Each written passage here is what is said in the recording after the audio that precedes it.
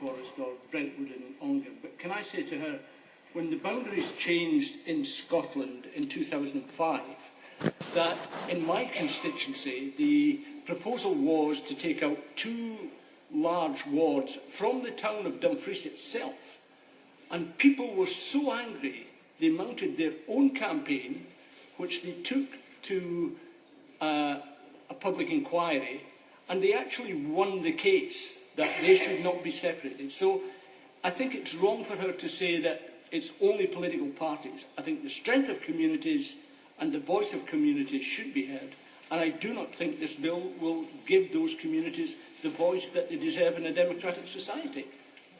I understand what the honourable gentleman is saying, and I understand how strongly the people of Dumfries feel, but that is not the point of democracy. Democracy, in a modern democracy, it is not, as in the last debate we heard, it is not valleys and mountains and rivers and perceived ancient boundaries that count. What counts is that every person in the United Kingdom has a voice of equal value when they go to vote. I'll give way to the honourable gentleman. Lady for giving way. She has made this point a number of times tonight about everything being of equal value, equal size. So why does she support measures that take 3 seats in Scotland and count them differently? Her argument would be stronger if she actually opposed that in the lobbies. I don't support those. I don't support them. The matters on which we have just voted were rather more complicated than that. It went further than 3 seats. If we were simply, well, the honourable gentleman doesn't know how I've just voted. That's my business. But I wasn't in the lobby with him. No, the fact, well, it's hardly a secret, is it? The matters on which we have just voted were rather wider than that, and so I naturally loyally supported my government. Well, part of my government. But that's not the point. The honourable gentleman hasn't been here. I will in a moment. The honourable gentleman hasn't been here throughout these debates. Today, the honourable gentleman says he's been here all day. The honourable gentleman has not been here through the 5 days of committee stage of this debate. And anyway, it doesn't. Well, if he has, he has. I'm sorry, I didn't notice. But I have said on more than one occasion.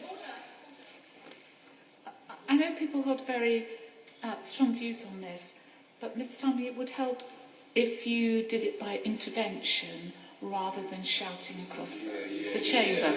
Thank you very much. It's very distracting. Ellen. Thank you for your perfection, Madam Deputy Speaker.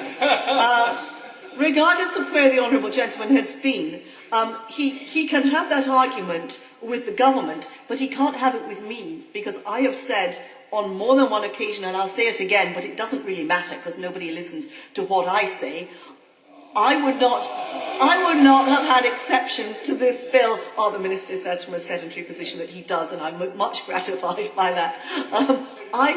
I would not have had any exceptions to this bill.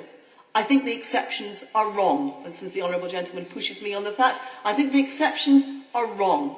The matter here is that every vote in the United Kingdom should be of one value, of one weight, that every member of Parliament who comes to this House should have the same number of potential voters within a reasonable tolerance, voting for them or otherwise. I won't give way again to the honourable gentleman, but I'll give way to the honourable gentleman.